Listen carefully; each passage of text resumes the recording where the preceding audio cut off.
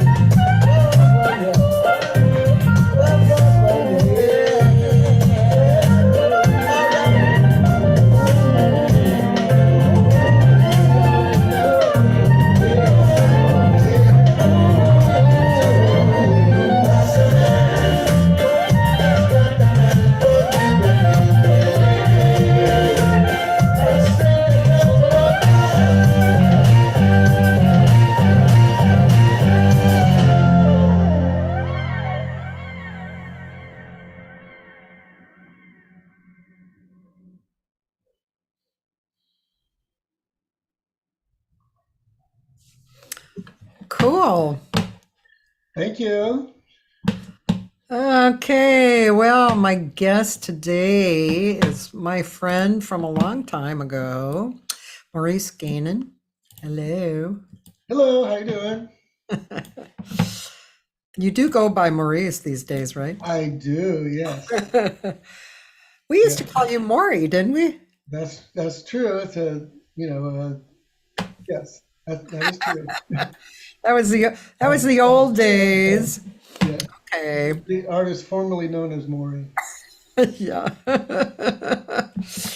Well, that was really cool. I'm looking forward to finding out what you've been doing because you've always been busy. You've always been a person who was very eager and committed and moving forward, So, hi, Michael Jokum. Michael Jokum.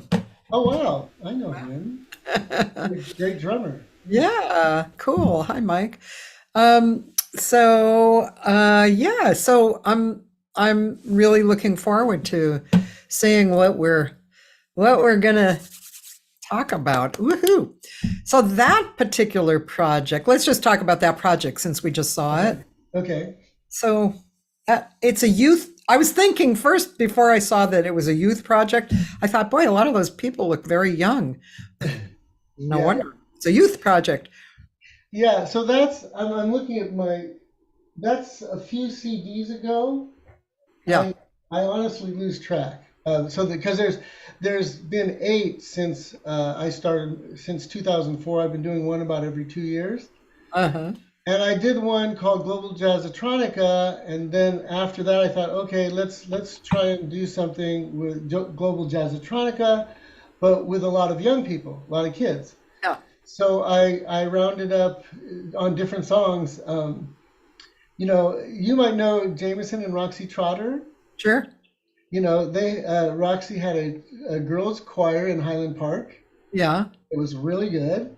And then I have a friend. Now I have a friend. I've developed a bunch of friendships all over the world. There's a guy named Ben Mwangi. He's in Nakuru, Kenya, and he has a studio there. And I've done a bunch of things with him. So he gathered up all those African girls you saw.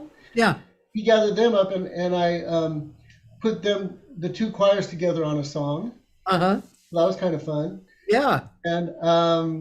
And why did you start? By the way, Michael is saying super cool project, and thank you. he said thank you for the compliment, and the feeling is mutual. Okay. But why did you start So was this project always the youth project? Yes, yeah, Okay. that was the concept going in. So then I figured I got to find young people from all over the world to collaborate with. Okay, I see. And then How long ago did it start? I know it's 8 CDs, but you know what? I'm gonna look up on Spotify for the dates. It's the easiest thing to do. Um, um, s- let's see. Oh, here I am. Okay. So that one was that was 2014. okay, So 2014. 2014. Years ago. Okay. Yeah. And then I have kids from India over there. They recorded over there a song that we put together with this great violin player, Milind Riker. He's amazing, and his son is amazing. I have both of them on another CD playing together, and they've become really wonderful friends and stuff like that. And shout out to them. If I know they're going to listen eventually, if not today. Yeah. And so I think it's actually kind of interesting how this started. So I did ages ago, I did a real jazz album called Jazz Sunrise for Discovery Records with, Bob Magnuson, Roy McCurdy, Milcho Leviev, and Hart Stearns. And that was like in 1984. And then it's actually real vinyl. Oh, look at that. That's under that auspicious other name, Cool. Anyway, and then I didn't do any CDs for a long time, and I had got my own studio going here. And then after a while, I goes, well, wait, I'm making CDs for everybody else. I need to make one for myself. So then I made the one called Jazz World Colors in 2004. Okay. And then when I finished that, I said, okay, that's cool. And I've always liked world music. I was in a band that combined Indonesian music and jazz, in Pacific. Yes. And I've just kind of always been interested in world music, but I never studied ethnomusicology. I don't claim to be an expert. These are just my impressions of this stuff. Yeah. And I try to use musicians that are, either from the countries or in the countries and stuff like that. So when I finished that CD, I said, oh, it'd be cool to do an album with something from all 7 continents. Okay? And then, okay, that's easy enough because there's musicians from all over the world here in LA. Then I said, okay, what if every song had to have at least one musician that was actually on the other continent? And then I go, okay, that's a little more difficult. So anyway, so I set out to do that, and that's the one that's called, you think I know, right? That's called Seven Continents Global Jams. Okay. So I did in fact get music. That's when I started to develop really the worldwide, network of people on that album. And I just either knew people or found people, and I did that. And then just from then on, it's. I always say I hope I'm not making the same album over and over again. But anyway, it's kind of there's a network of people that's constantly growing and evolving, and that's what I've been up to. Okay. I have a friend, Toby Simmons, here. She's curious if you have ever participated in an organization called Playing for Change. No, but I'm aware of that CD, and I actually did my thing that I'm just talking about right now was actually before Playing for Change. I mean, my starting to reach out, that was in 2000 and I guess 2006 because I do them every 2 years, you know. Oh no, that was actually sorry, that was in 2008. But that was actually right. I did my thing, and then Playing for Change came up. Not that they copied me or anything, but just kind of weird coincidence. But I Well, didn't participate in that.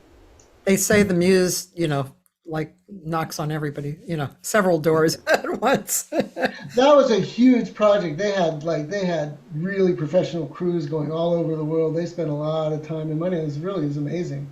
Yeah. Yeah. Yeah. Um, yeah, it's really awesome. I'm curious. I have a question forming in my brain. I'm not sure what it is, but it's such a body of work. And is it, do you feel like it's under one name? I mean, is it all for the youth, or was that just the last That was that record? one project. That was that Yeah, one. That was the theme for that one album, Global Jazzotronica Youth Movement. yeah. Each album I try to have some sort of a theme. So You is there know, an overall theme, or is it just under the Maurice Gainen? it's all under my. They're all under my name, Yeah, and loosely there was that phase of Global Jazzotronica. Because I use jazz elements and I use electronic elements and stuff. But lately I'm drifting back towards a lot of real instruments, and stuff. But I'm still using electronics and stuff, you know. yeah, And so that's if there had to be a name for what I do, that's what I would call it. yeah. And I'm always trying to use people from all over the world, I love that. Not on every song, and mostly it's just following my muse. I'm working on my it's actually my 11th CD if you count the album, Yeah, and right now, and I'm it'll be out in July of 2023, and as I have 7 songs going in what I call various degrees of disrepair at the moment. No, but no, they're all coming along. You know what I mean? They're all coming along. There's actually a couple that are actually kind of finished, and is this like combining people all over the world? same thing again. Well, that's why. I mean, you can't do it in real time, Yeah, so you you have to can't. kind No. of piece it Yeah. together. Yeah, And I have to, I write the songs. I usually mock up the whole song before I start sending it out, you know, yeah, and add people, you know. yeah. Yeah, that's what I do. So this, the one coming out in July, is it from a certain area of the planet or from everywhere? No, it's I tend to usually it's like African and Brazilian and let me think African Brazilian and Asian. Yeah. You know, Okay. I haven't no offense to anybody out there, but like Irish music, it just doesn't occur to me that I'm gonna try and do something with it. I'm sure there's people fusing Irish music and making amazing stuff. It's just I never kind of got there. Yeah. Yeah. Yeah. So that's kind of in India, yeah. So yeah, so Africa, South America, India, and Japan, Asia. Yeah. You know, Asia. including Thailand and various places? Mostly Japan, but I did an Indonesian thing once, and Chinese. I did a Chinese one. It came out really cool. Yeah. At least I liked it. So. And I'm really just trying to please myself. If other people like it, fine. I But like that though. I'm just following my muse and do what I do the best I can do. That's real success, right? Yeah, I think so. Yeah, I, yeah. I think so. Yes. Me too. And then the fact that you're alive and working and you're things are happening. I mean, what more proof do you want? I know it's really great, and I love going out to hear different bands and friends of mine and stuff, and it's, as we all know, it's been sucky lately, but still trying to do it. I'm supposed to go hear two things in one night on Thursday, and now it's like yikes. But anyway. I know. I'm looking at, yeah, I mean, gosh. And tonight, I want to stay home, but Bobby Bradford's playing. Oh wow, where? Go out. Oh, Have you been to the Oracle? no, where's that? Downtown. It's like in the Arts District on Spring Street, and it's kind of a funky bar in the middle of, the Arts District, and like nothing really around except this bar and Bobby Bradford. I forget who else is, but it's Wow, a good one. that's amazing. I go downtown a lot, different things. I had not heard of that one. Yeah. That would be good. So it's kind of. Did you ever go to the Sun Space in Sunland? No. Well, so Brad Dutz used to run a jazz series there on Oh Thursday. wow. Oh wow. Talk about a little funky room, man. It was a Uh-huh. little small space with, different seating, furniture, like a couch from somebody's living room, and a small stage. And Noel, the guy who ran it, he had been like a movie designer, kind of, and so he had like video behind the Oh people wow. playing, and it was great. You saw some really great musicians, avant-garde more, Yeah. Cool. and but shit, man, yeah, we'd sit in the audience like going, "Can you believe this stuff is happening in this In this little out place. of the way, and not a huge amount of people are here. It's just amazing." Yeah. Yeah. With Brad running it, and his friends, I can imagine it was, Yeah, pretty yeah, good. yeah, Great. crazy, wonderful, Brad.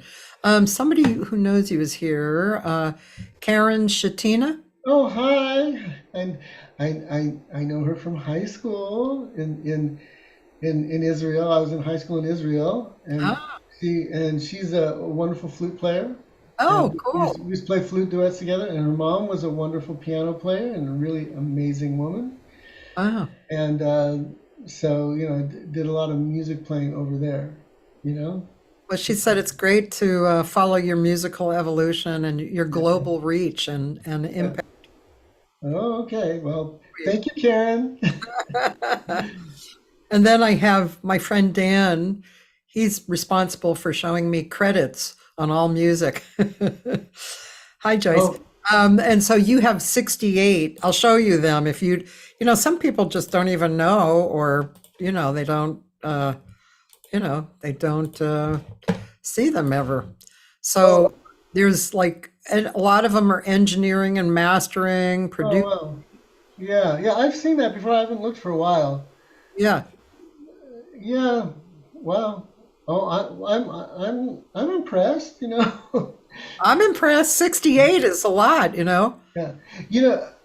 There's my others, what I call my claim to fame, Yeah. Yeah.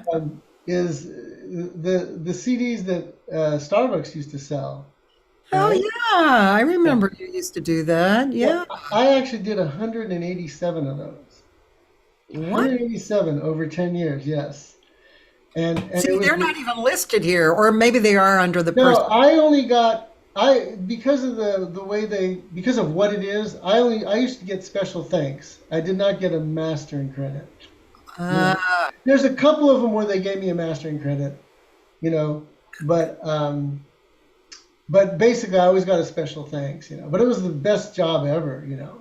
I mean, it was all done through email. They weren't here, you know. It was all done through email and you know, text, and I got to wallow in the best music ever made, you Did you know. did you take what was already recorded from other people and combine, or did you Yeah, use? yeah. Basically, a lot of it was remastering, but a Yeah, lot of it, and so basically, Starbucks would pick. There's a great guy up there named Timothy Jones. He yeah. was like the brain behind this whole thing, and just amazing. You know, I always use the example the guy that in the movie Hi-Fi that's always digging through the record rack, right? Yeah. John Cusack character, I think. Uh-huh. Okay. Yeah, yeah. Yeah, so just like real bin nut, you know, just real, you know. And so they would say, okay, let's do. I'm just looking over here. Let's just do. Let's see if Miles Davis's family will let us do a compilation. So they contact them. They figure out what they can do. They figure out which record company has most of the songs that they want, and is usually one of the five majors, and they would go to that label and say, okay, we'd like to license X all these songs, and they'd work all that out.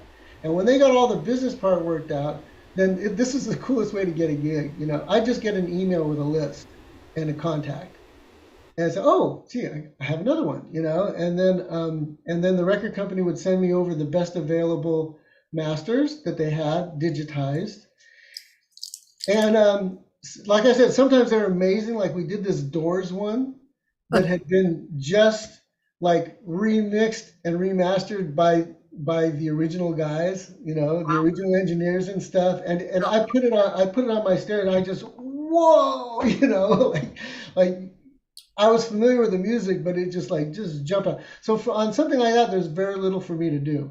Yeah. But then they would always combine it. There'd always be a few like off the wall tracks or older tracks that just didn't sound anything like that. So I'd have to kind of bring the old stuff up to try and make it sound as good as the new stuff. You Wow. know? And then there was a lot of stuff that was hardcore, like serious restoration. Like I remember doing a Nina Simone, right? Oh, yeah. And they were pulling stuff like off old vinyls from who knows when, and just really bad sounding stuff. So then I have to really go in and do some serious restoration. Yeah. Wow. And So then you it's put them in fascinating. order too. They pick the order. Oh, They pick the order. I put them in order. I do the gaps, you know, make sure the gaps are nice. yeah, And yeah. then I send it out to one to the record company for approval, one to Starbucks for approval.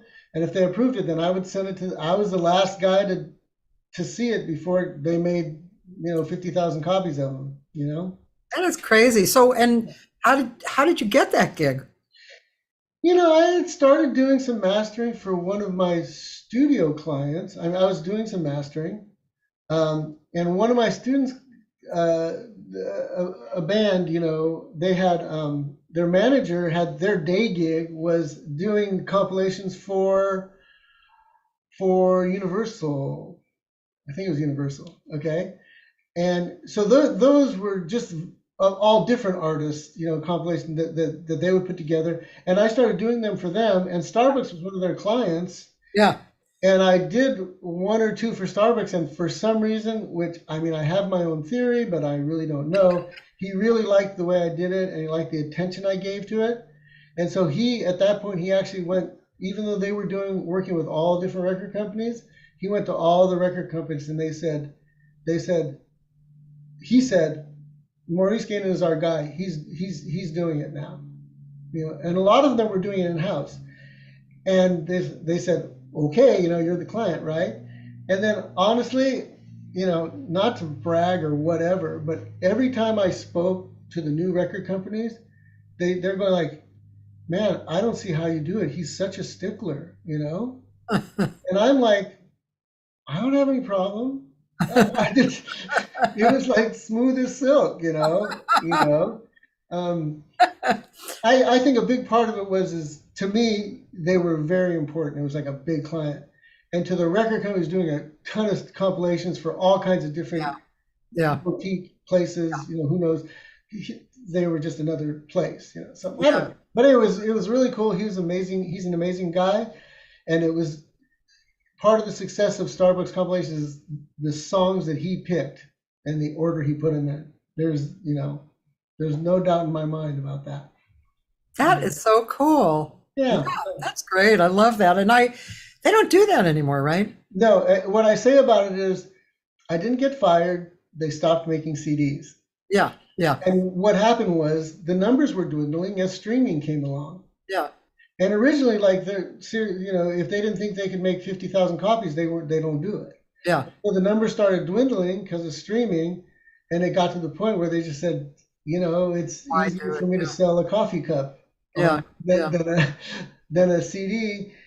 And so the last CD was a Christmas CD, and the Christmas CDs were big. I mean, they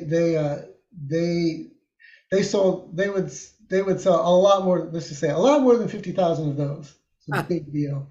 Yeah. And they'd get some exclusives from some artists. Like they go to 2 or 3 different artists and say, "Hey, do a Christmas song for us."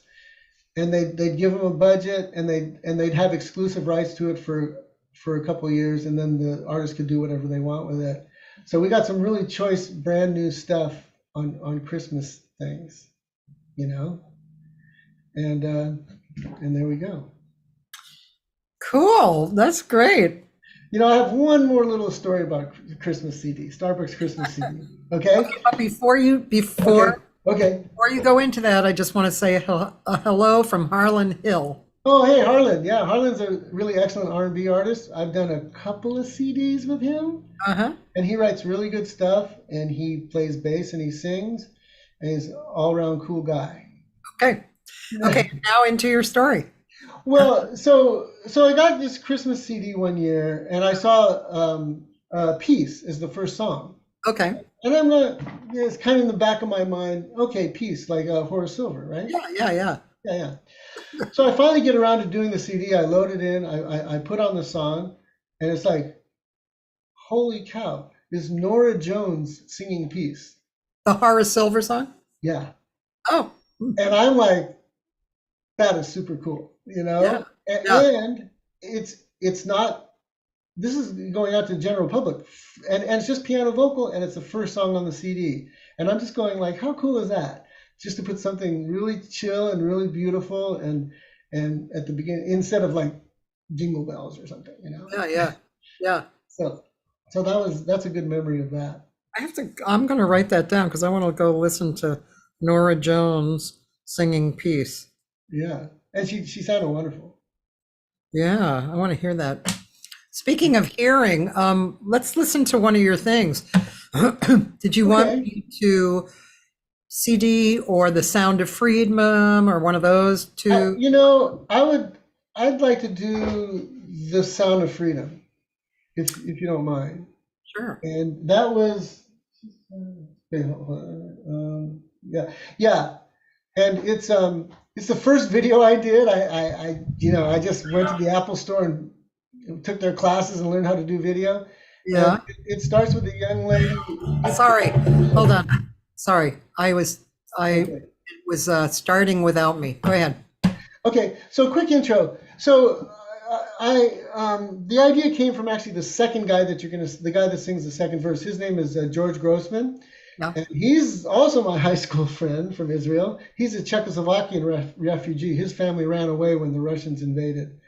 And but the first young lady is from Africa, and she's we actually, she's a very good singer, but I'm actually helping her get through law school right now, and she's just finishing up. Wow.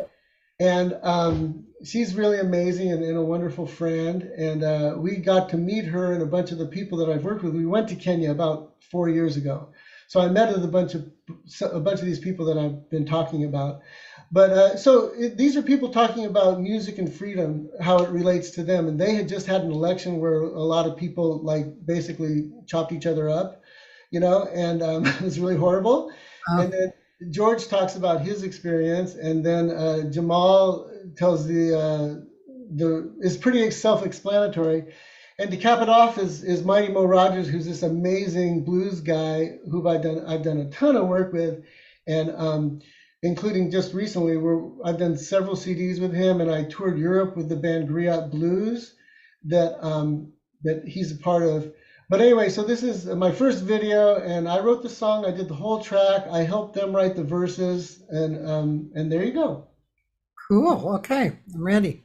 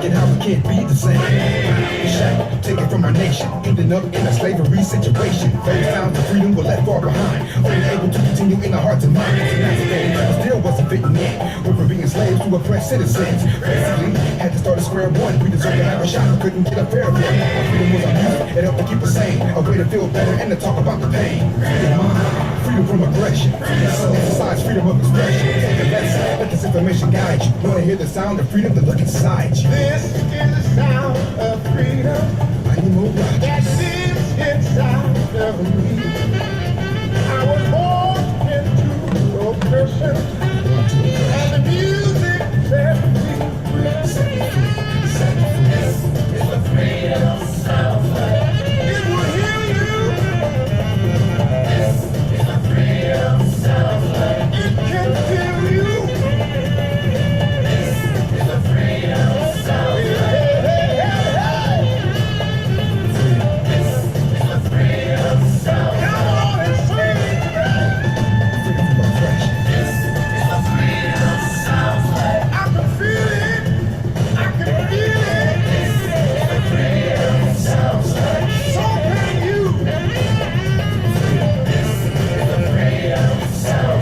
Just believe in yourself. Just believe. This is the freedom sound. Oh, that is cool. Thank you. Thank you. My first video editing, you know. So.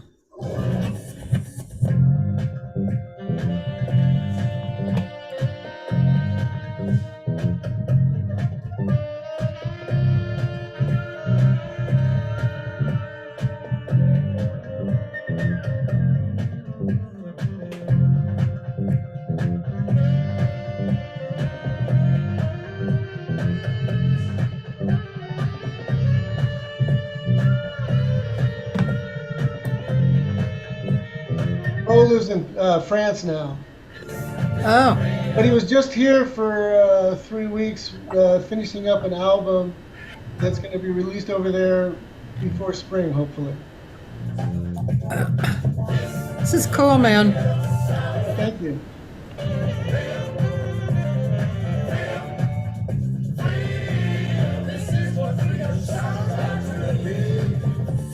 Yeah. Where does he live in France? Towards the north, near Belgium. Yeah, yep, yeah. He's been there since just before everything fell apart.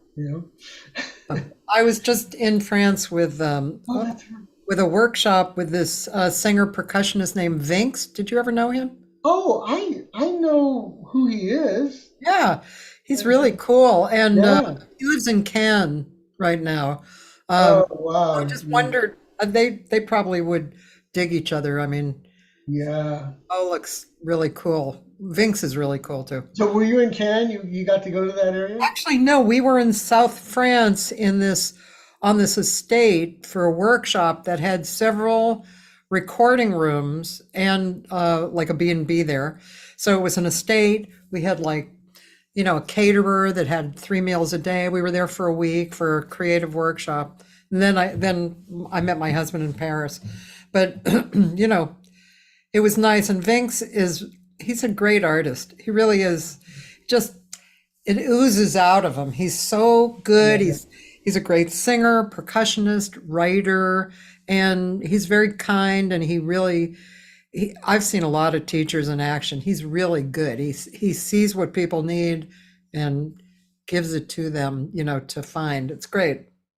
That's a beautiful area. We were all down through there, and it's just we were in Venetian, yeah, it's just beautiful. And someone that was on one of my previous CDs, the guy, the Antarctica guy, which is a whole other story, he just retired and bought like this amazing place out in the south of France in the middle of nowhere, big piece of land and everything.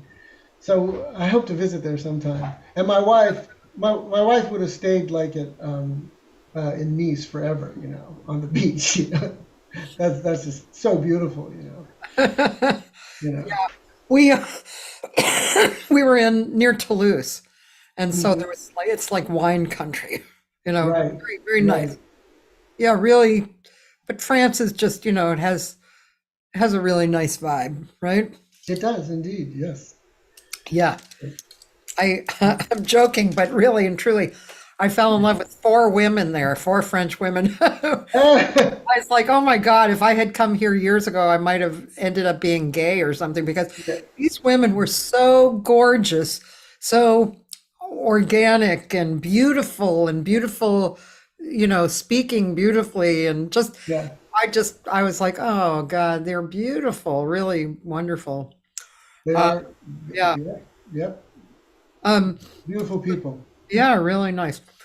Um, yeah, so let's see. We've known each other for many years. And we were playing jazz together in the old days. Right. That was what it was. Yeah. So, um, and I've been to your studio. I remember we did a little project at your studio about 10 years ago or so. Right. And so what did you grow up here?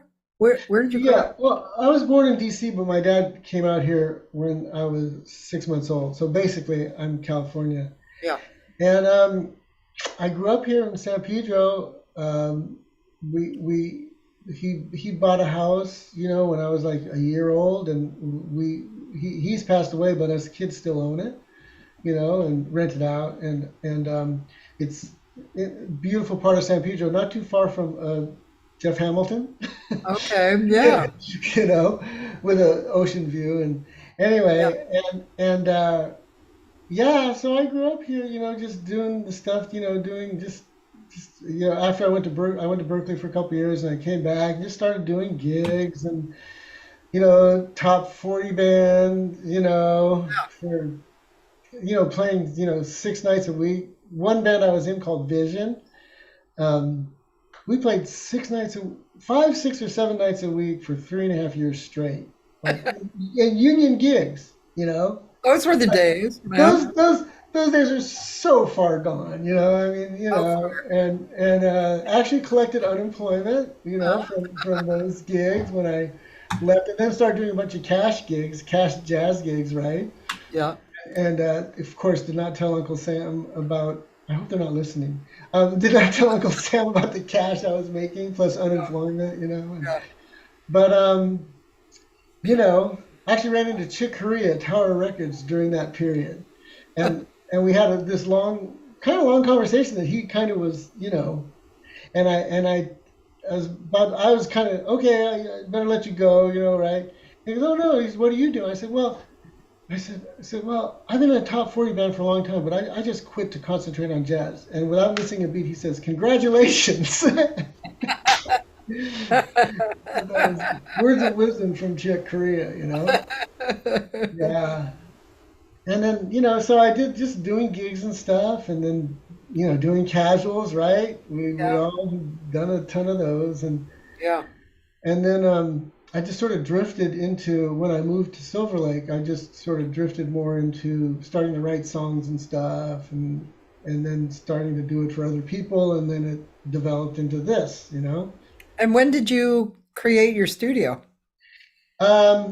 That would have been around 1989 when I moved here. Oh, okay. And it wasn't meant to be a studio. It was just like to have a little space to practice. Yeah. That was kind of semi-soundproof. Because I was still gigging, so a place to practice. And I had a 4-track, Fostex or something, Tascam, whatever. And I was starting to dabble with songs. And then you've seen it happen to many of your friends, I'm sure. It's like one thing leads to another, and it's like, it's like, okay, a bunch of gear all of a sudden, and started doing that stuff and drifting away from doing so many live gigs and more into working in the studio and stuff. Yeah. But I still do some live gigs. I play with this guy. His name is Little Willie G, and he's like the original voice of the Midnighters, East LA Rock. They're like, I don't know if you know who they are, but they're like the predecessors of Los Lobos. Oh. So all the Los Lobos guys just love him. They kind like when they were in high school, they say, "Oh wow, Willie G," right? Yeah. And so as a result, I've actually got to 5 members of our band got to join Los Lobos for 5 songs at the LA County Fair for like 8,000 people. Oh wow. Kind of a thrill, Yeah. And we do about 14 gigs a year, and a lot of them are kind of nice concerts in the park thing, but we've done like the Greek Theater twice. Oh. And we did the Microsoft Theater, which has a different name now, I think. And we did just last year, we did the Glen Helen Amphitheater for 20,000 people. Really? It was kind of a thrill. Yeah. So he has a real following, and his people, there's also something like the Highland Park Jazz Festival. We do that every year. I'm sorry, what is his name again? It's Little Willie G. Little Willie G. Yeah. And so it's blues rock? It's kind of, I would call it like funk rock. Rock. Yeah. Punk rock with a Latin flavor. It's almost all in English, but he throws in a little Spanish once in a while. Uh-huh.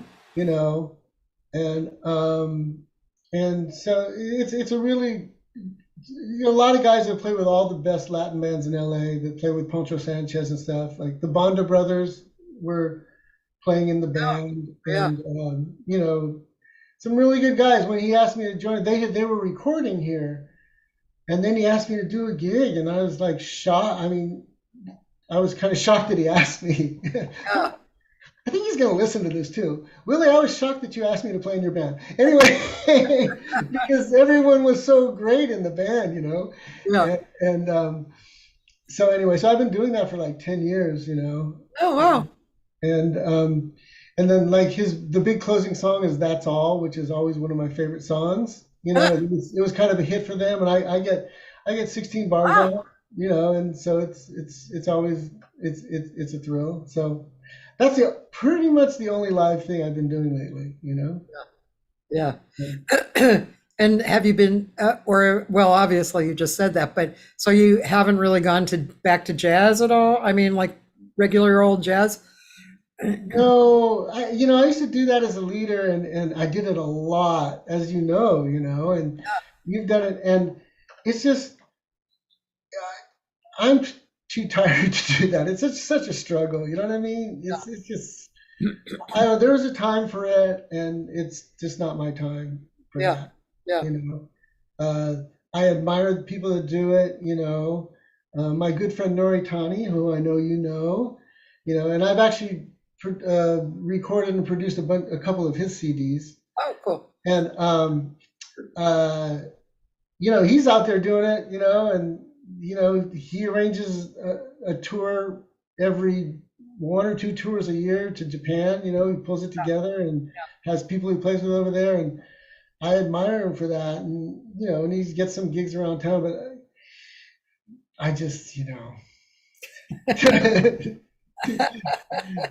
too much. Um, But I love to go hear other people, and I just love it. And I sit in with people every once in a while, but yeah. to be a band leader again, I really don't have that desire. I just like making my CDs and putting them out, and there you go. The band leader thing is, yeah, it's yeah. I mean, as they say, it's not for what, to be a Yeah, jazz artist. It's, yeah. yeah, it's definitely dedication and hard work. Um, who are some of your mentors growing up? Did you listen to particular people with a lot Yeah. of love and respect? Well, yeah, yes. Hubert Laws was always for flute, He's, and then of course, again through Nori Tani, I got to meet Hubert, uh-huh. and he's amazing for flute. And then Lou Tobacco was a big influence on me. Yeah. And I had a National Endowments for the Arts scholarship for a year to study with him, Oh, and that was encouraging. And we keep in touch. I was in New York in June, and I saw him. His daughter did a gig. wow. He must And be up there in age. he's up there. He is indeed, but he's still playing. Yeah. As a matter of fact, I think he's on a Japan tour, like either now or soon or whatever. His daughter had a gig, and I went to go, you know, see her, and he was there, Is and his wife still alive? she is. Yeah, she is. Toshiko Akiyoshi, she's still alive, and her daughter, Monday Michiru Mariano, Yeah. and Michiru's son just did a little mini tour in Japan. So 3 generations. Her son, Wow. her son's like this badass saxophone player at age 22. Because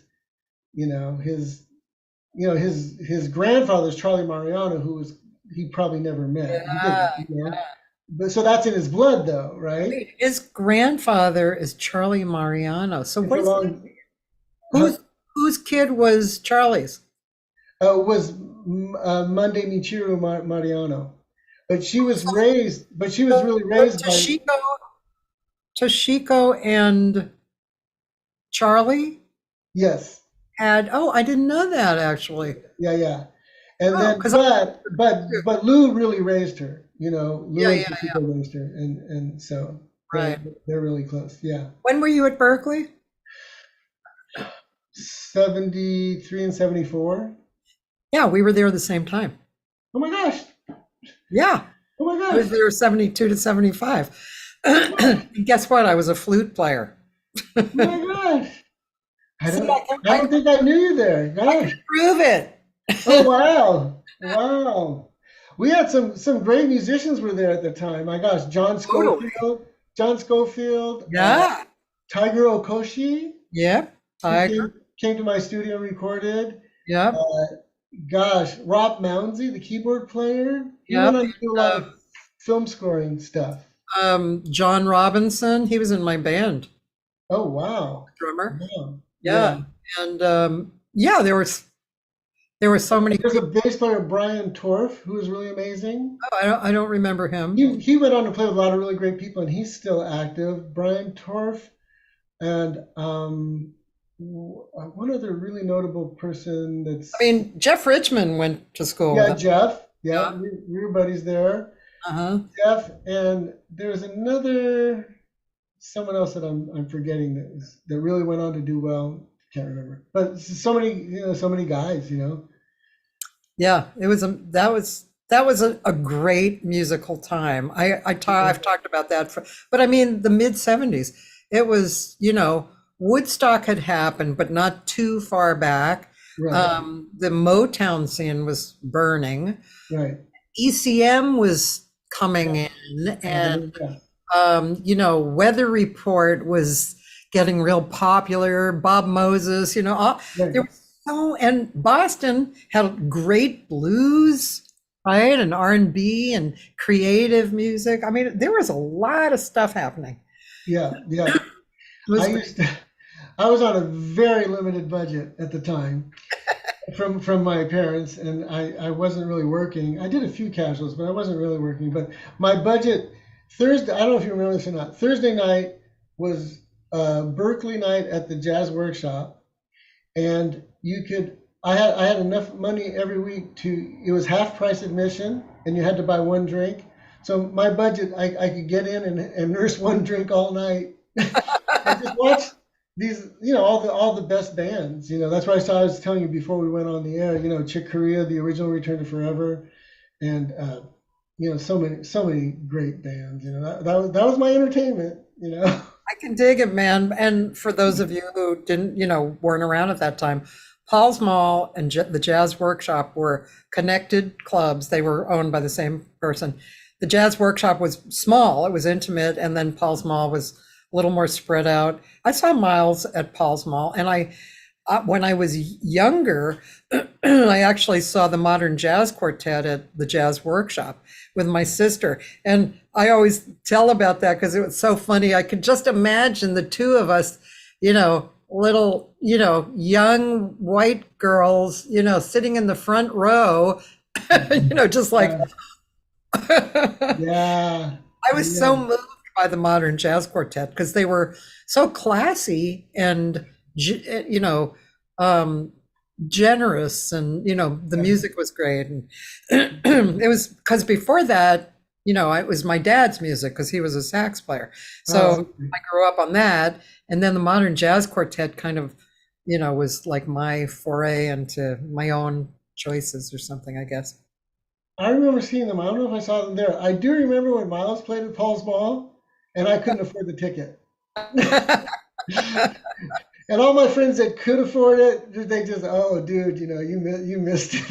It was ridiculous. Well, the time I went, it was one of those times that he turned his back on the audience and then left before Oh that wow, was over. So wow. you didn't miss my time. I saw him later on a couple times, and Yeah, it was really something. Yeah, yeah, so many good people went through there. yeah. What would you say over the years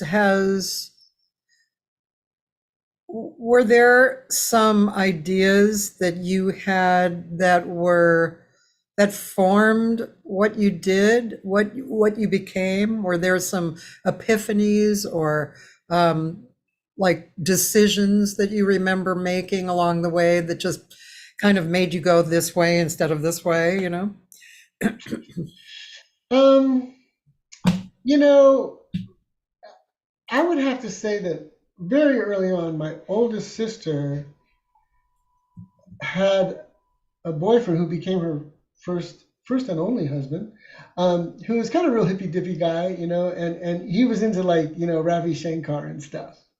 And this is like I was a little kid, this is in the '60s. He's one of the first, original OG hippie, right? And so that kind of influenced me. And then the Beatles did that, and it was kind of cool. And so I kind of had this fascination with world music.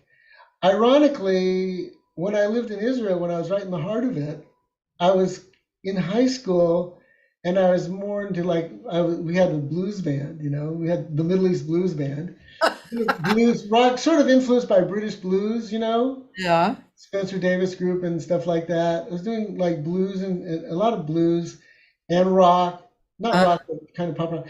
And there was all this world music around me, and I remember really loving to watch it on TV.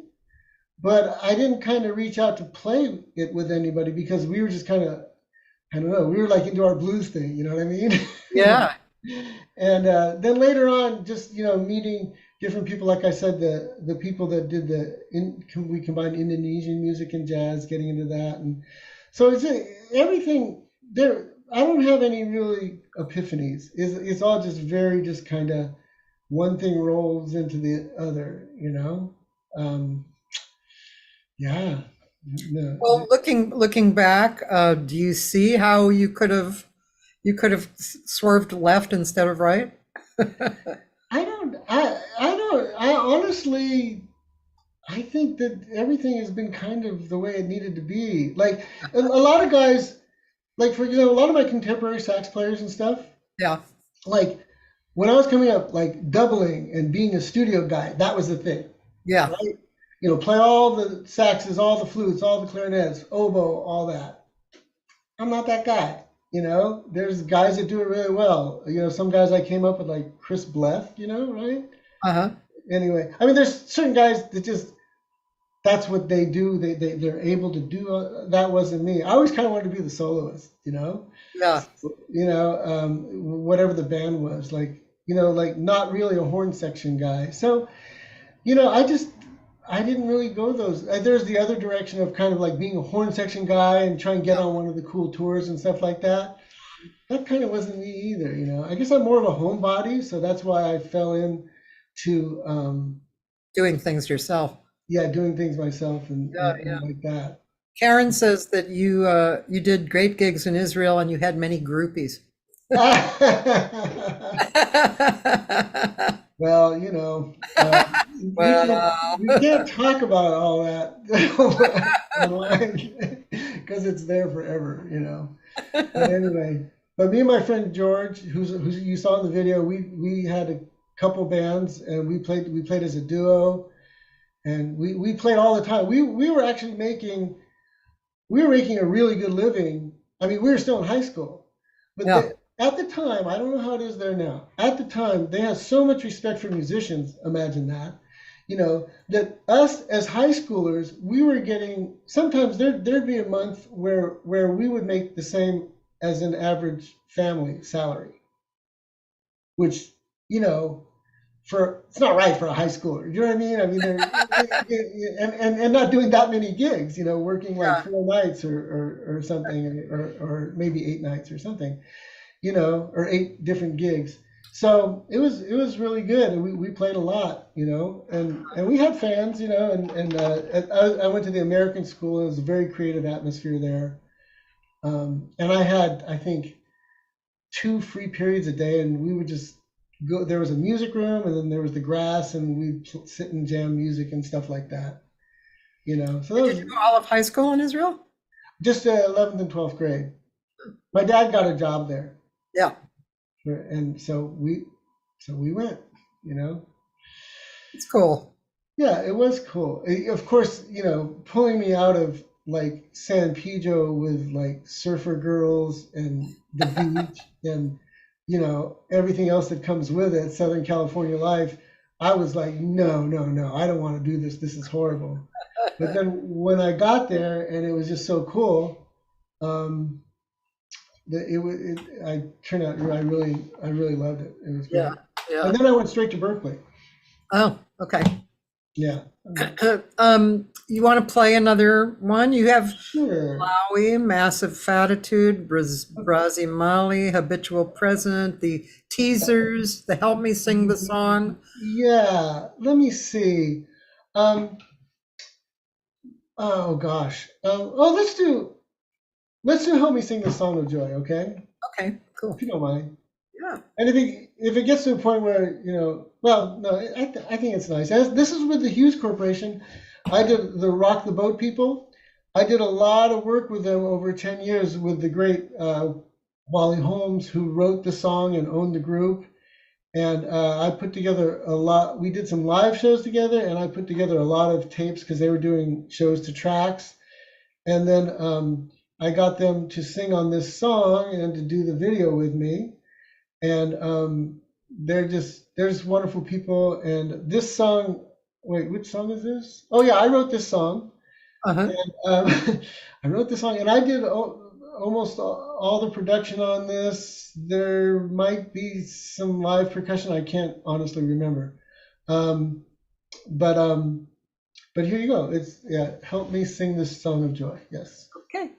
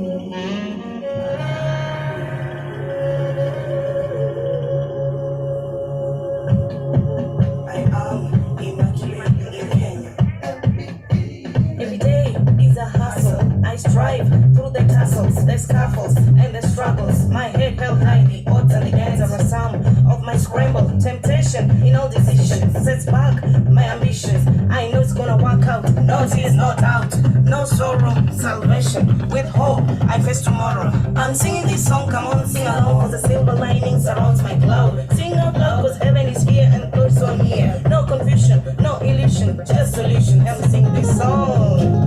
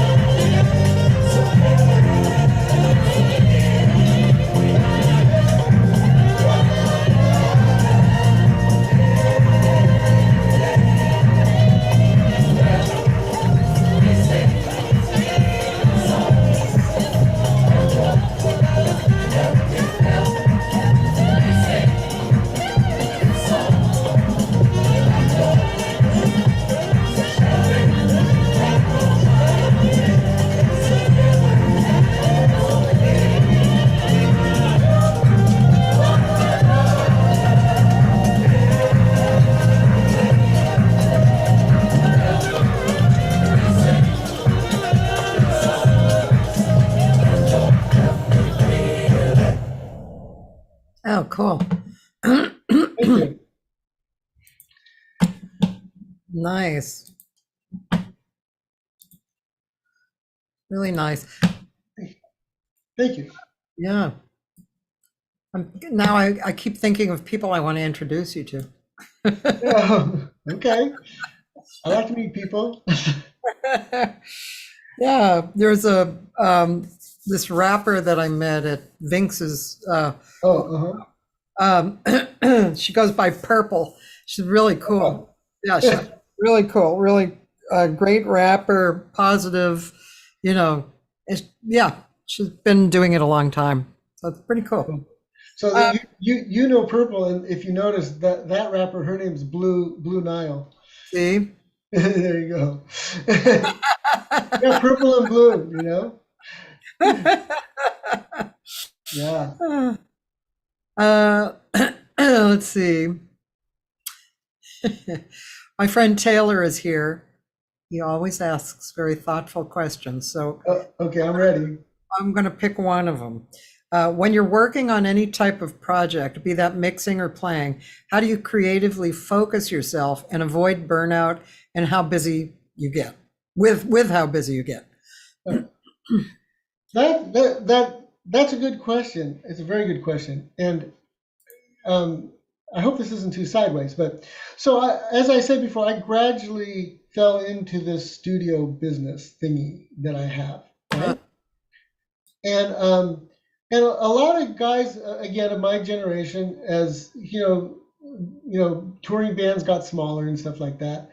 Kind of got gear and got into it, but a lot of them only like one kind of music or one or two kind of musics or something. And for me, I like a lot of different kinds of music, and I was open to everything, and I kind of like everything. I mean, I find the value in everything, you know? And so as a result, what's that saying they say that's, so cliche? It's like, if you enjoy your work, you never work a day in your life, right? Yeah. So I'm enjoying it. Now, I'm not as super busy I used to be. I do have phases where I am super busy. And I have one coming up next week, just of course, because I'm leaving town. Everybody decides, okay, now I want to finish, Anyway, so there were times where I was like super, super, super busy. And then I had people that would really force me to work like really extraordinarily long hours. And I would do it because it's kind of a new business and I wanted to please everybody and blah, blah, blah. And then I kind of found out after the fact a couple of times that their deadlines were fake. Oh. And I said, okay, this is no good. I'm just gonna, if I want to be done, I'm going to be done, and it'll get done. So I hope that answers the question. But even like rap, when I had these when I first started, I had these like hardcore East LA rappers coming in here.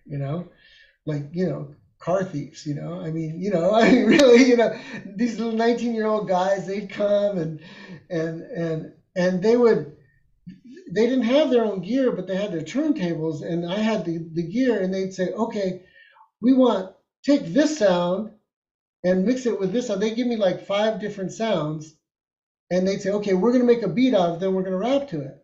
And I'd listen to the sounds, and I'd be there. At first, this is what I used to do. I mean, I liked them. They were cool. They were nice to me and everything. I go, I don't know. I don't think this is my Berkeley heads on, right? Berkeley calls music, It's like, I don't know. I don't think these things are going to work. That's weird. This is like, that's in this key, and that's in that key, and all this kind of crap. And then they said, just do it, And so I do it, and lo and behold, it would work, And so I kind of learned to just to shut up, or just to listen. I mean, later on down the line, I would modify things a little bit and help them out a little bit, but still, so just kind of, listening to people and liking a lot of different kind of music. Yeah. So, I hope that answers the question, Yeah, he wanted to know how you avoid burnout and stay creative, basically. Oh, I have another trick. I know. Again, I'm not as super busy as I used to be, but when I was super busy, so my calendar is right on my computer, right? Yeah. And so people would see my calendar and they'd see a blank spot, and they'd say, "Oh, you're free on Sunday afternoon. I want to take that." So, but I wanted to go to the movies or something, or work on my own CD or something. And so Yeah. I just started booking in like a fake production company, JASR Productions. I would just block it out on the calendar so they didn't see the blank spot. And so I call that client control. I call it client control. And I also do that when I'm working on my own CDs, and if I feel like I'm a little behind, I'll look at the week ahead and I'll block out time. I'll book myself, basically, put it on the calendar. Subject to change, but if I change it, if I take 4 hours out of one day, I'll shift them right away to a different day, so I keep up the hours. Yeah. And then Time management is an interesting one. Yeah. one more thing about deadlines and real deadlines and fake deadlines. I did a bunch of work for LA Theater Works. Uh-huh. And one day we recorded, oh my gosh, their live radio dramas that they've been doing for years and years and years and years, way pre-podcast, like for 30 years they've been doing them. They have always famous actors and stuff, and we were doing one show. I was hired to record it because it was special. It was a musical, and they hired me to help record it. And so I knew the show was going to be on, let's say, the following Sunday. Yeah. Right?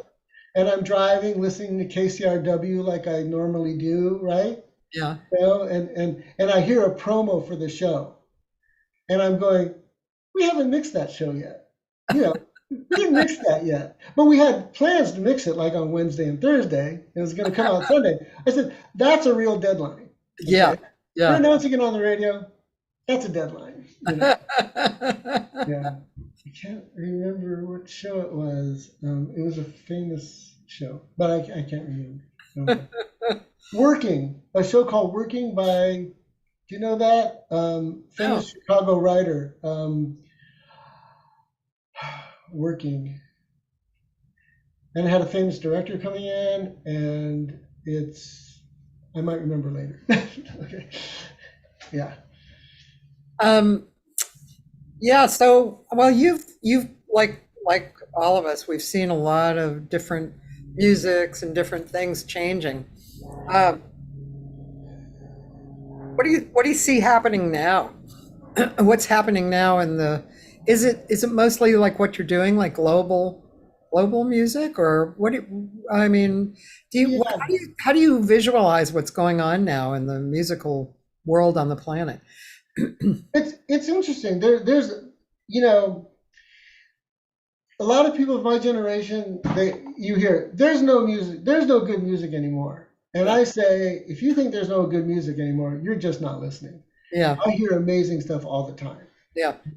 I don't listen to top 40 radio or anything, but I listen to KCRW has a 24-hour streaming service, Yeah.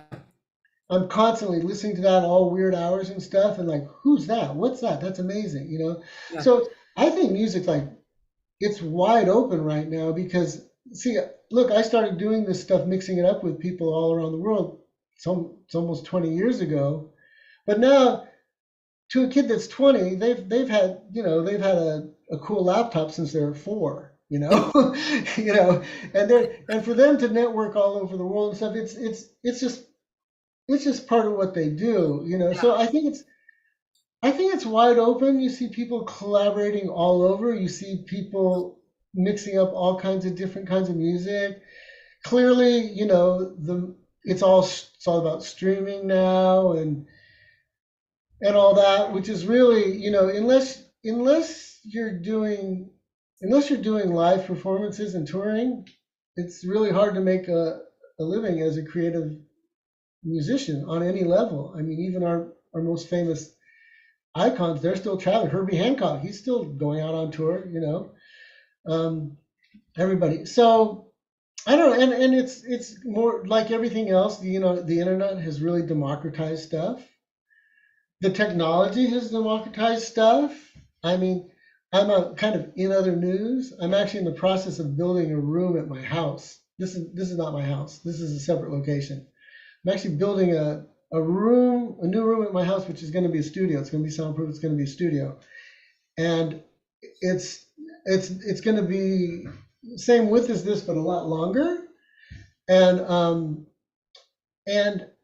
in terms of the gear that I'm going to take from here to there, it's like almost negligible, because when I started accumulating all this gear, that's what you did. I have a 200 input patch bay here. I never use it. I have ADAT machines, DAT machines, not using any of it, so when I go, it's going to be super lean and mean, super powerful computer, big monitor, good microphones. I mean, it's kind of, that's where it's going. You have people making, hit songs and creative things on laptops, Yeah. So, I mean, that's kind of where it's going, for better or for worse, in the whole streaming world. That's where it's going, and I mean, that's where it is, and how we all navigate it, I don't, it's up to every individual to try and figure out, Yeah.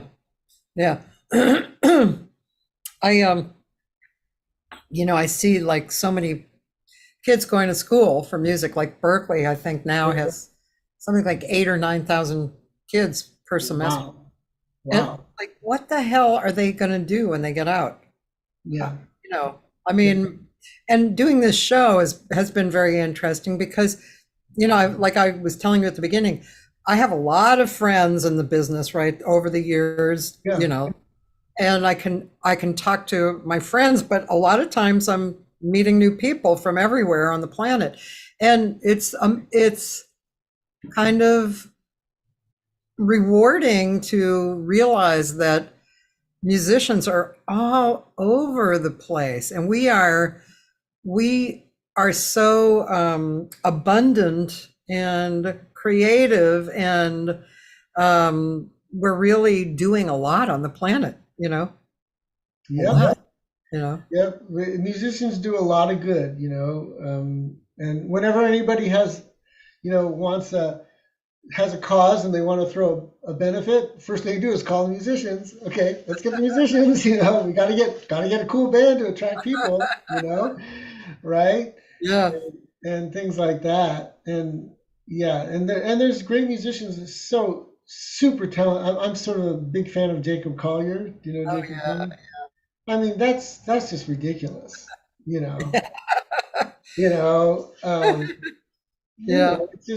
just crazy, but it's inspiring, and he's such a open giving person. Yeah. He's And really I'm actually on his Patreon, thing. Oh yeah. And the only reason I'm in it for is just the monthly hang, Yeah. And he has a monthly hang with about 200 or 300 people. Yep. And of all levels, and someone will ask the most rudimentary question. Yeah. And part of you is going like, right? You kind of roll your eyes. Yeah. But then he answers it in the way like it was the most serious question he ever got in his life. You know what I mean? Like he gives it like just the same attention he would give a super complicated question. He's very giving person. Very giving, yeah. So that's really nice, isn't it? It is. Yeah, it is. to see somebody at that level of competence, being like that. Yeah, and no matter what he is, no matter what he's doing, where he is, he does it every month, for sure. You do a lot of teaching too, don't you? I do. Yeah. You do? Yeah. You kind of always have, right? I have for many years. Yeah. Yeah. Well, you must find it rewarding, yes? Oh yeah, I love teaching. And yesterday I did a workshop, and teachers always say teaching people teaches them, right? Right. Which is great. Yeah, because you begin to understand things in a different way when you have to find a way to help a person, And all these different people who show up have all these different abilities and non-abilities, so you have to find ways to describe how to do stuff. And I like to think I'm empathetic and kind, and try and see how the person's point of view is, and then get in like kind of through the back door, you know what I mean? Right. It's pretty cool. I really like it. I like workshops equally as much as private students, Yeah. You just did one in Japan too, right? I've been to Japan for so long, but I haven't been since 2019 because 2020 I was going to go in March. Yeah, right. Yeah.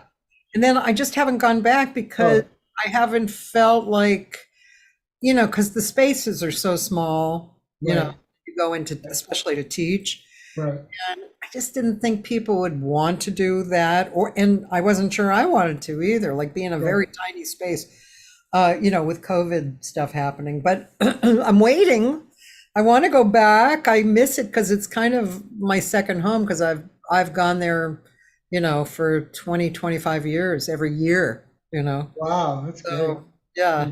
But I love teaching in Japan. I love teaching Japanese folks. They're adorable. Even if they're great singers, they are coming from this cultural belief system that makes them get blown away, by me just even saying, wow, you're really good. That just blows them away, Yeah. So it's really nice to help them, and especially the women, because that also is such a cultural, suppression, so, but I really like Japan. I think I was there in another lifetime. Yeah. Yeah. It's really great. Definitely great. Definitely one of my favorite places. And yeah. Do you teach? I used to teach a lot before I moved here. Yeah. I used to teach a lot in San Pedro at the place where I studied as a kid, the Gray School of Music. Yeah. I taught a lot for a period. And but then, like the school districts, they cut the budgets, Yeah. and the school orchestras were just going downhill so much that I'm teaching a saxophone. I was also teaching trumpet at the time because I used to play trumpet when I was a kid. And I was clarinet and flute, all these instruments, and it's like a one-dimensional thing. It's not like you're playing a guitar or piano. You can kind of make a song on your own. So you need that orchestral or band experience, and the kids just weren't getting it. Yeah. At school, and so they weren't progressing. So kind of a little bit after I moved up here, and I was going to have to drive all the way down there to teach, and it was getting more and more frustrating. Yeah. I just kind of let it go. Yeah. And I enjoyed it when I did it, but then it's that situation, it was really unfortunate. I mean, there are good kids coming, there's good musicians coming up from somewhere, but they weren't, it wasn't around. It just got frustrating for me. So I kind of retired from teaching. I think schools actually, so I was teaching, I've taught for different schools. I've taught for LA College of Music and Pasadena, and I taught at MI, and I also taught for 7 years at the California, Cal State, LA? Yeah. First I was in Long Beach, and then I taught at LA. But the thing is, eventually, I just got kind of fed up with I'm not great at red tape anyway, that kind of red tape.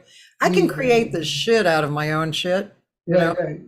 I can create 5-day workshops and, with 10 different teachers. But the red tape thing, it just drives me crazy. Plus, the last part of the time I was at Cal State, the classical and jazz vocal department were kind of a little bit blended, which was fine with me. I really loved seeing the weekly seminars together with classical, and it was great. It was great for the students, great for me. I loved seeing the teachers and what they had to say. But the head of the department started wanting me to recruit, which that was fine, except if I recruited you because you wanted to study with me, you couldn't study with me for 2 years. You had to do only classical singing. That's Why crazy. am I going to recruit somebody for that? Yeah. I don't mind if I recruit you and you do classical training and me. Sure, that's logical. Yeah. Yeah. So that I just got kind of turned off by that particularly, and the red tape thing. And I stopped teaching for schools. Although for the LA College of Music, that's the one that came out of MI that moved to Pasadena. Pasadena, across from the Thai restaurant. Yeah. Great Thai restaurant. Yeah. Yes. Sometimes I'll do a little something for them, but that's a whole different thing. It's a smaller and It seems like it has a good. I've not been there, but I know people that went there and graduated from there, and I know some musicians from there, and it seems like it's got a good thing going on. Yeah, it's nice. Did you ever teach or go over to MI in the old days? I didn't. I didn't. No.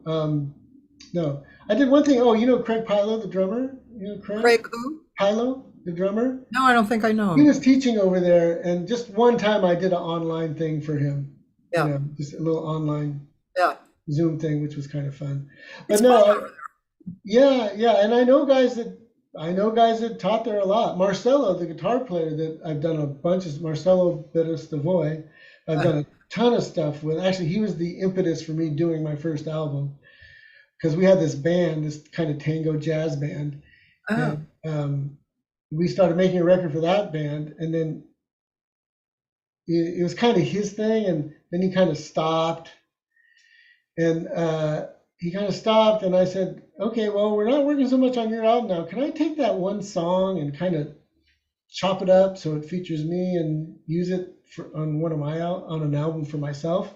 And that was the beginning of the first one, Jazz World Colors, And then he eventually released his album with his version and all that. We finally got his thing done. I think me finishing mine first kind of got him going. Yeah.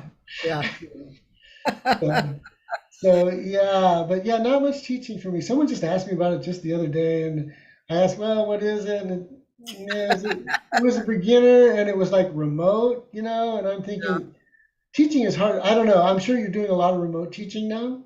Yeah, a number of people, yeah. Yeah. I mean, trying to show someone a saxophone is hard enough as it is, It's like, It's hard remote. I have a 15-year-old that I do remote, and I've always done her remote because she lives in a different area. And teaching a 15-year-old anyway is a little challenging, unless they are just, they've dove in and, immersed themselves. But nowadays, in fact, I just saw this on Bill Maher. They were talking about how time has been stolen from young people, or experience, where we grew up, and later than us too, we grew up being in the experience. We went to the clubs. We were 16 and we went to the clubs or whatever, we were able to experience it and get involved and get excited. But now you see it on YouTube, or you're on Instagram all the time, or, it's a shame. And so they had a whole talk on it with Bill Maher, and it's true. It's really, I feel kind of bad for the parents now. They have to work so hard to get their kids so involved in experiences. And I think that's why they're so kooky about they're taking kids to the ball game, and I have two daughters who are, in their 40s with two young children each. And they're always schlepping them everywhere, Yeah. My mother never did that. She said, go out and play, Yeah. Yeah. It was definitely different, And a friend was over, last night. We were just talking about all the distractions. The exact same conversation. there's just so many distractions, and even for us, I mean, we have to kind of, Yeah. but the one thing about the younger people, you have to give them credit, is like they can kind of do that stuff really fast. I mean, they can take, they can take a picture, write something, post it like. Yeah, that's true. Very fast. Yeah. But You want to listen to another one of from your list? I don't. Yeah. Let's see. Throw a couple. Wait. What was Here, I'll show you the list Okay. again. Well, thank you. Does everybody else get to see the list too? No. Yep. Let's do. Let's see. Oh yeah. Wait a minute. Is there one? Yeah, Sonic Landmark CD teaser. Just pick either one of those. Okay. This was from when we were in France and that. Yeah. So some of this is just like that came out when I was in France. Okay.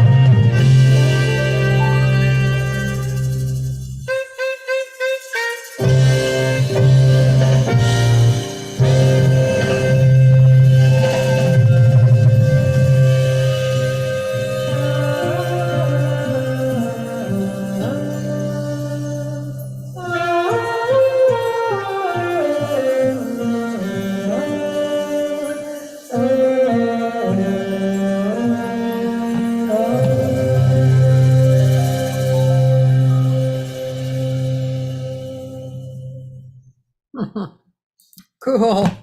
Yeah, it's a little triptych there, you know. Yeah, that's cool. I recognize some of it. And Yeah.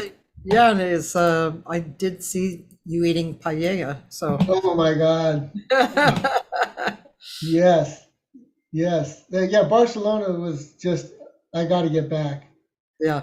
You know, the big church there. So what's it called? Sangria. The Gaudi church that they designed, that they're rebuilding. You Yeah. know, constantly rebuilding. It was weird. You know, I don't watch that many travel shows on TV. Yeah. Happened to see that on a travel show, how they're rebuilding it. They're kind of trying to figure out what it was supposed to look like, and it's this constant thing. Yeah. And I'm going, God, that's someplace I'd really like to go. And then lo and behold, like a year later, it's like going to Barcelona, you know, and we got to see it and spent a lot of time there. And it's just a great city. And sitting out on the Ramblas and eating paella, it's just like the best. You know, people watching at its finest, right? As my friend Jamie Finley says too, with the the it's not sausage, but well, the sausage is hanging in the delis, you know, and just on the verge of going bad, and they're so delicious. Yeah. And there's a lot of stuff that we didn't get to do in the 3 days, you know. So I really want to get back there, you know. Yeah, Europe is so packed with, you know, unusual and beautiful things. And wherever you go, I mean, I love being American. I love coming home. I love America. I really do. Right. I feel super grateful to be an American. But Europe especially is just, it's so fascinating, you know, Yeah. so many different things and perspectives and ways of life, and it's just great. Yeah. And it's But all I'm excited that you're attached to Kenya.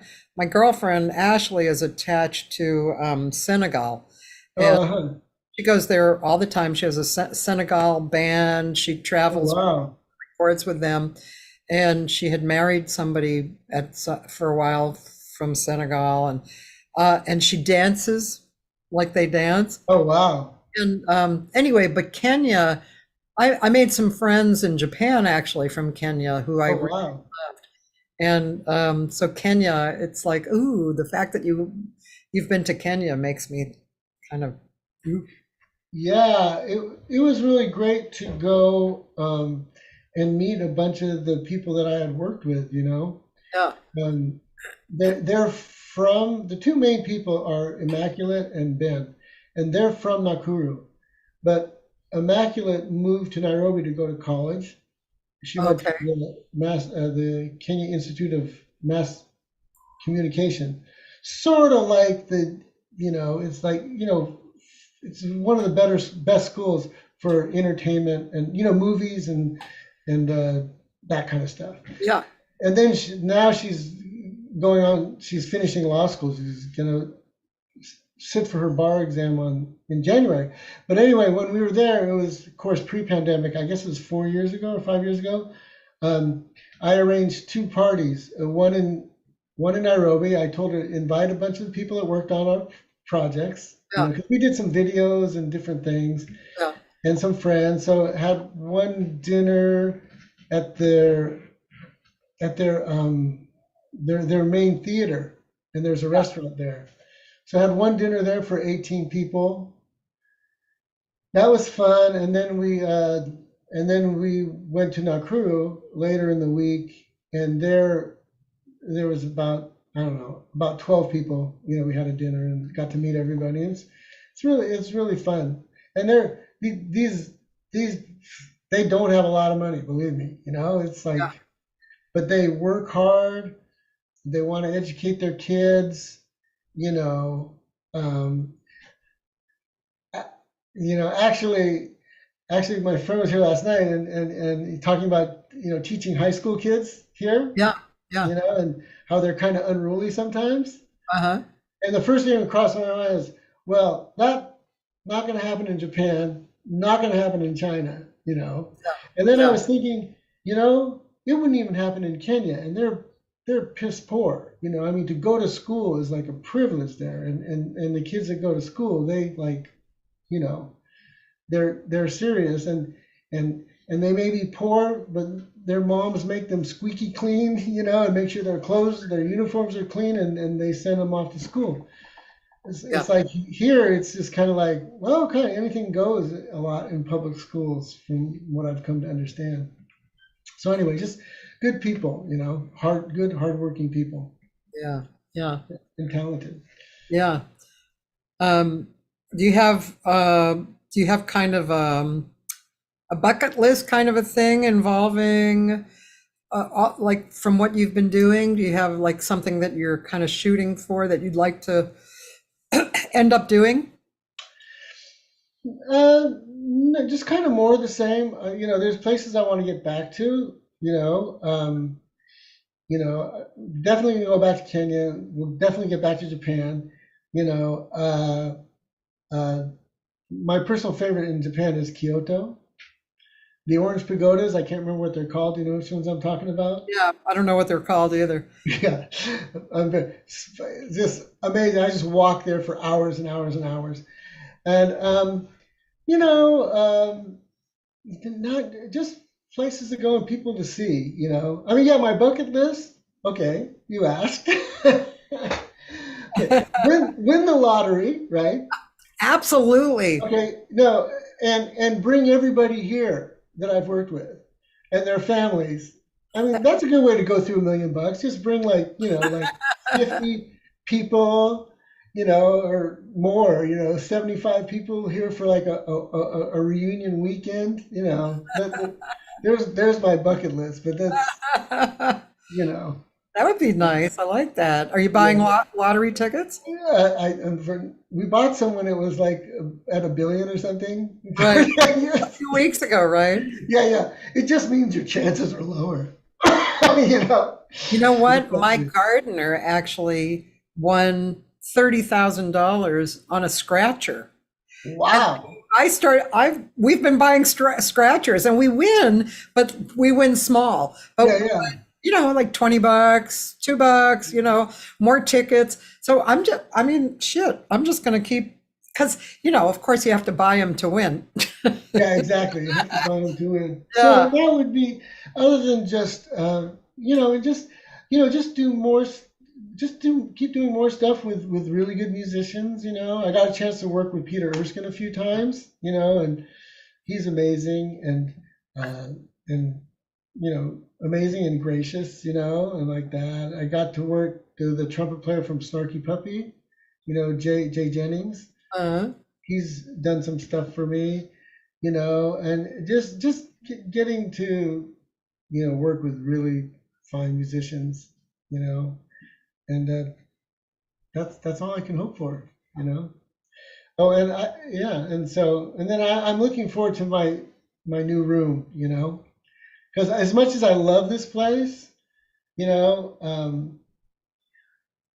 I always used to say, as soon as I can't make it up the steps, that's when I'm going to retire, you know. But thank goodness I can still make it up the steps. I still walk a lot, you know. And I walk about 3 or 4 miles like 5 times a week, you know. So, but you know, but as much as I love this place, I've done so much stuff here, you know. It just kind of starts to feel a little old after 30 years, you know. yeah.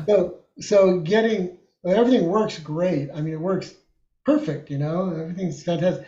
But getting a new space at my house and just kind of fresh start, nice clean start, and nice, you know, there's a garden there and stuff. It's gonna be really nice. So fingers crossed around July or something. So do you see giving up the space you're in right here? Yeah. Yes. Yeah. Yeah. I'm definitely going to give it up. You know. Yeah. You know. Did I come there to the? You did. Yeah. Yeah. I think you brought a drummer too. Did you? Let's see. I brought Alan Walker, sax player. I think I brought Dave Moscow on piano. I don't know if I brought a drummer. I remember the song. We were writing this song for a woman who is a playwright. Right. It was a And blues song or something, right? yeah, it was a I blues just saw song. the file. I just stumbled on the file yesterday or the day before. Yeah, So, but it was a cool song. yeah, it was kind of fun. It was definitely fun. Yeah. So yeah, I'll be giving up the space. Yeah, I'll definitely be giving up the space. I'm going to keep half of it for storage and Okay. rent out the other half. There's 2 rooms here. Yeah. And so that's gonna. So I'll be getting rid of a lot of gear. Have to find some hipsters that want some vintage gear. Yeah, I would imagine that would happen. Have you heard of the organization Jazz is Dead? I keep seeing their promos and stuff, and then they do concerts over at the Lodge Room. Yeah. And there's some really good musicians involved. What's it all about? Please tell me. I know, I felt the same way when I found out about them. I was like, who are they? What? So anyway, it's these several guys, they're kind of partners, and they wanted to use vintage equipment and like tape, Oh, and right. Oh well, yeah. art people. They also wanted to use vintage musicians, like Henry Franklin, for instance. Oh yeah. And they were kind of mixing and matching. Oh And yeah. and then they started, like I went to see Milton Nascimento. Oh yeah. That was their production at Oh a wow. downtown. And so it's interesting because and Henry said, first of all, they create these tours for them. They treat them excellently. They pay them great. Wow. And every event, he said, is packed with people Wow. between 20 and 60 years old. Wow. So, and so they, I love it because they came up with this name, Jazz is Dead, Yeah, I know. right? Which like flies in the face of, those, the glass half empty kind of people, oh, Jazz is dead. Yeah. And anyway, so that's what it is. It's an odd kind of a thing. I think that this is another thing. I think there's 2 things related that are really trippy. One is this space where there's a bunch of hair cutters. That's a record store too. Don't ask me. I haven't been over there. I don't quite get that scenario. And then the other part of it might be the guys who actually created it. They have a band that I think plays even Grateful Dead music. I don't know. It's There's very a lot of those. Yeah. yeah, it's really interesting and confusing. I think this group that plays Grateful Dead plays it really avant-garde. Oh wow. Uh-huh. Oh, yeah. You know what? I'm going to check that over because I was noticing I'm on the Lodge Room mailing list, and they have a concert either coming up soon or something. I think Alfonso Johnson was going to be playing with them. Yeah. So I only went to the Lodge Room once, and it was a cool room. Yeah, Have you been there yet? yeah. I saw. She's contemporary kind of rapper that plays violin. Oh, And she lives in LA, and I can't remember her name, but it was a fun show. Anyway, and I walked around that neighborhood. That's a trip. yeah. Yeah, there are some rooms that have popped up in the last few years that are really interesting. Yeah, and the place was packed that night. Yeah. It was packed, and it was good. I'm going to look up the Jazz is Dead stuff, and jazz isn't dead, and I don't go out and do jazz gigs anymore, but I mix and master a bunch of jazz stuff, and you see these young people coming up that just, we used to have to schlep around a real book, right?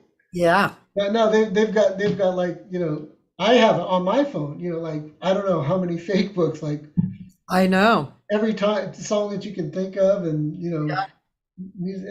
they have such tools, and it's resources are there. I hear the kid across the street, practicing. And I know he's only in high school. I'm going.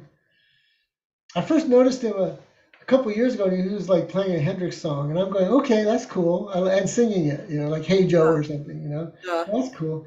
And then now he had like a jazz quartet over there, and they're like 15 or something, and they were sounding pretty good.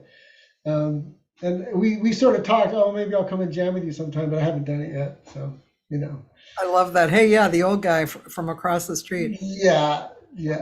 You do realize that while we were at Berkeley, the real book was created, right? I know. Yep. I also remember you mentioned Jeff Richmond earlier, and he used to stop at my place, or stop in LA, and sometimes stay at my place in San Pedro on his way to Hawaii, where he's from. Yeah. Different times. Oh. And he came back from Berkeley one year, and he said he had this cassette. He said, "Hey, there's this guy, this guy that just showed up in Boston, and he's like really amazing." And it was like a cassette of Pat Metheny playing at one of the clubs. It's like no one knew who he was, and there it was, and Pat Metheny was fully formed. He was like amazing prodigy. No, that might have been the same night. So one night there was a storefront, an empty storefront in Cambridge. Dick Goodrick and Pat played a duo, and we just had a few chairs sitting around. There's maybe 15 students or something. Maybe that was the same night that Jeff was there. And what was the name of the club? Do you remember? it wasn't a club. It was just a storefront. It was just an empty storefront. They would go and jam. Yeah, it was just this one night, and it wasn't like a big public thing. It was, yeah. Because I remember Mick Goodrick, he was the guy. Like all the guitar players wanted to study with him, and Yeah. he was the guy. I have a little story. My friend was a guitar player, and he studied with Mick. And the first 6 months, he went to Mick's apartment, and he never took his guitar out. And then after about 6 months, Mick said, "Hey, why don't you take your guitar out?" My friend was like, oh, So he takes it out, and Mick says, "Yeah, play me something." So my friend just, was fooling around. Then he said, "Play me something you're afraid to play." Oh, My wow. friend was like, "Oh my God," so he's trying all this, complicated stuff. Yeah. And he noticed that Mick was just like looking out the window, while he was doing it. And so my friend stopped at some point, and Mick slowly turned to him and he said, "What was I doing?" And Steve said, "Nothing." And Mick said, "Right."